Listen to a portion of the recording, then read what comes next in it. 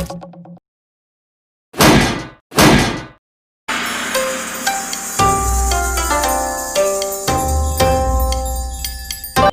right angle triangle.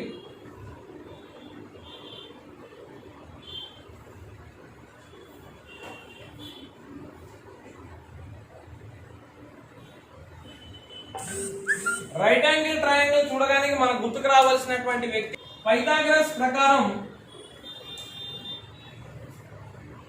ఏదైనా ఒక right angle triangle లో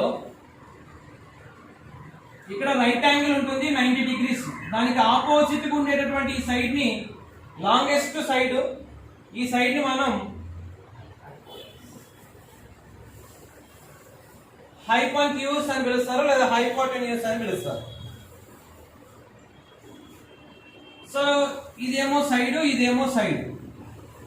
పైథాగరస్ ప్రకారం ఏంటంటే ఈ లాంగెస్ట్ సైడ్ ని స్క్వేర్ చేస్తే అంటే హైపోటెన్యూస్ స్క్వేర్ చేస్తే side square plus side square అని అర్థం.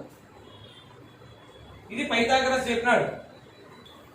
ఆయన ప్రకారం చూడండి 3, 4, 5 దీన్ని పైథాగరస్ ట్రిప్లెట్స్ అంటారు. సో ఈ పైథాగరస్ ట్రిప్లెట్స్ లో చూడండి ఈ 5 అనేది లాంగెస్ట్ సైడ్ అని అర్థం. అంటే 3 centimetre, 4 centimetre, 5 centimetre longest side. ఇక్కడ నేను longest side whole square equals to side square plus side square వేసా. ఇప్పుడు చూడండి 5 స్క్వేర్ అంటే 25, 3 స్క్వేర్ అంటే 9, 4 స్క్వేర్ అంటే 16. 9 ఒక 16 ఎంత అవుతుంది చూసారా, సరిపోయింది. సో పైథాగరస్ చెప్పినట్లు 3, 4, 5 సాటిస్ఫై చేస్తున్నాయి, అందుకే వీటిని పైథాగరస్ ట్రిప్లెట్స్ అంటారు. ఇలాంటివి చాలా ఉన్నాయి పైథాగరస్ ట్రిప్లెట్స్, చాలా ఉన్నాయి Pythagoras triplets. 6, 8, 10 Pythagoras triplet. 6, 8, 10 Pythagoras triplets. అలాగే 9, 12, 15 పైథాగరస్ ట్రిప్లెట్స్. ఈ order pairs right angle triangle ని చూపిస్తాయా, చూపించవా? ఇది క్వశ్చన్. దీన్ని ఏ అనుకోండి, దీన్ని బి అనుకోండి, దీన్ని సి అనుకోండి. ఏ బి సి ఈ రెండు డిస్టెన్స్ అనుకోండి. ఫస్ట్ ఏబి డిస్టెన్స్ మీకు తెలుసు. AB distance square root of x2 minus x1 whole square y2 minus y1 whole square. దీని x1 దీని y1 x2 y2. చూడండి x2 minus x1 4 minus 4 whole square, y2 minus y1 7 minus 5 whole square.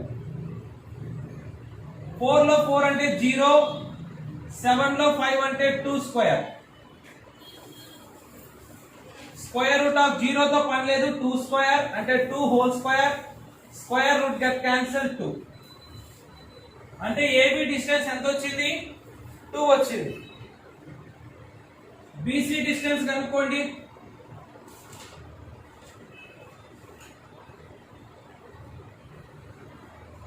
Square root of x2 minus x1 whole square,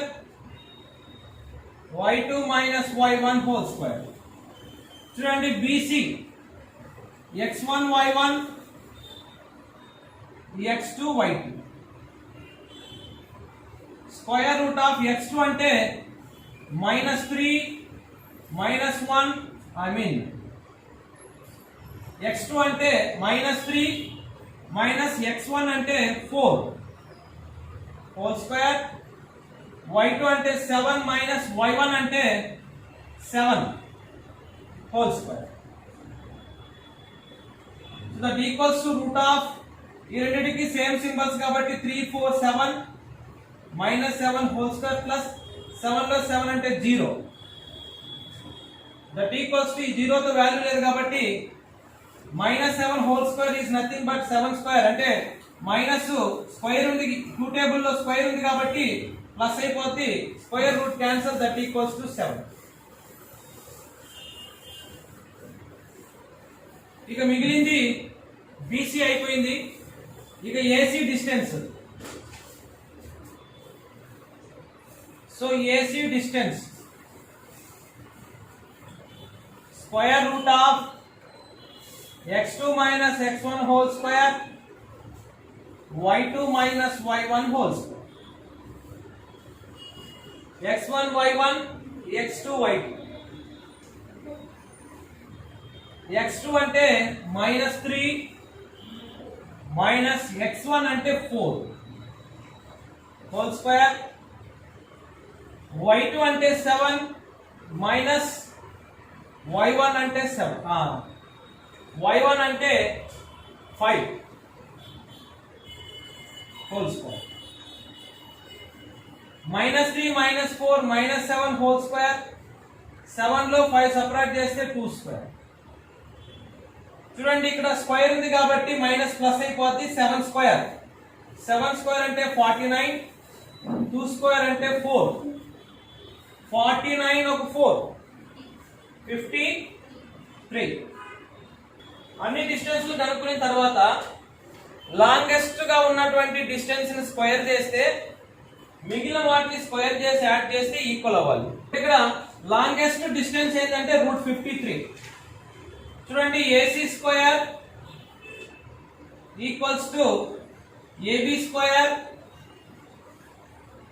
plus BC square. Longest గా ఉండేది ఏంది? √53 whole square. AB అంటే ఎంత? 2 square. BC అంటే ఎంత? 7 square. Square route cancel 53. 2 square అంటే 4. 7 square అంటే 49. 53 equals to 4 plus 49 అంటే 53. పైథాగరస్ ఫార్ములాని సాటిస్ఫై చేసింది అంటే ఖచ్చితంగా ఈ ఆర్డర్ పేస్ ఏమై ఉంటాయి చెప్పండి? రైట్ యాంగిల్ ట్రయాంగిల్ అవుతుంది. చూడండి దీని ఏ అనుకోండి, దీని బి అనుకోండి, దీని సి అనుకోండి. Distance of AB 2 units, distance of BC √53 units, distance of AC 7 units. Longest side ఇంతకుముందు చేసినట్టే BC square equals to AB square plus AC square. BC square అంటే √53 whole square 2 square plus 7 square. Square root get cancel 53. 2 square అంటే 4, 7 square అంటే 49. So 53 equals to 50. అంటే longest side whole square equals to side square plus side square. ఇది short cut లో ఎలా చెప్పగలరు? ఏ విధంగా చెప్పగలం షార్ట్ కట్ లో? చూడండి ఇక్కడ ఈ రెండింటిని కంపేర్ చేయండి, అప్పుడే మీకు ఈజీగా అర్థమవుతుందని రెండోది చెప్పారు. ఈ రెండింటిని కంపేర్ చేస్తే ఏవైనా ఒక 3 పాయింట్స్ రైట్ యాంగిల్ ట్రయాంగిల్ అవ్వాలి అని అంటే వాటిలో ఉండే ఎక్స్ లో ఏ రెండు ఈక్వల్ అవ్వాలి. ఎక్స్ లో ఏ రెండు ఈక్వల్ అవ్వాలి. చూడండి ఇక్కడ ఎక్స్ ఎంత చెప్పండి? 4. ఇక్కడ ఎక్స్ ఎంత చెప్పండి? అలాగే y కూడా రెండు ఈక్వల్ అవ్వాలి. ఇక్కడ y ఎంత చెప్పండి? ఇక్కడ y ఎంత చెప్పండి? కాబట్టి ఖచ్చితంగా అది రైట్ యాంగిల్ ట్రయాంగిల్ అవుతుంది. ఇక్కడ కూడా చూడండి, ఇక్కడ x6, ఇక్కడ కూడా x ఏమవుద్ది? 6 ఉంది. అలాగే ఇక్కడ y7, అలాగే ఇక్కడ కూడా y ఎంత ఉంది? ఎనీ టూ ఈక్వల్ అవ్వాలి. ఇది కూడా రైట్ యాంగిల్ ట్రయాంగిలే. ఎలా రైట్ యాంగిల్ అవుతుంది చూడండి, ఇక్కడ 2a ఇక్కడ 2a కి ఈక్వల్ అవుతుంది. అలాగే ఇక్కడ 2b కి ఇలా బోల్డ్ అని ఉన్నాయి. ఇలా బోల్డ్ అని ఏ రైట్ యాంగిల్ ట్రయాంగిల్ వచ్చినా బోల్డ్ అని ఉన్నాయి. ఇంకొకటి చెప్తాను చూడండి, 0,0 3,0 0,2 ఇది కూడా రైట్ యాంగిల్ ట్రయాంగిలే. ఎందుకు అంటే ఇందులో చూడండి x0, ఇదో కూడా x0, y0 y0.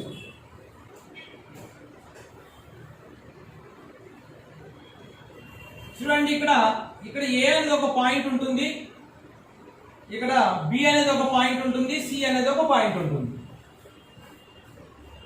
ఈ బి అనేటటువంటి పాయింట్ దీన్ని 3 పార్ట్స్ గా డివైడ్ చేస్తుంది. 3 పార్ట్స్ గా డివైడ్ చేస్తుంది. ఒకవేళ ఇక్కడ పాయింట్ చెప్పాలన్నా లేదా ఇక్కడ పాయింట్ చెప్పాలన్నా అంటే ఈ పాయింట్ చెప్పాలి అని అంటే ఇక్కడ నుంచి ఇది 1 ఇది 1 అంటే 3 పార్ట్స్ గా డివైడ్ చేస్తారు. 3 పార్ట్స్ గా డివైడ్ చేస్తారు కాబట్టి మనము 3 అంటే ట్రై సెక్షన్ అని పిలుస్తాం. ట్రై సెక్షన్ అంటే 3 పార్ట్స్ గా డివైడ్ చేస్తారు కాబట్టి మనం దీన్ని ట్రై సెక్షన్ అని పిలుస్తాం.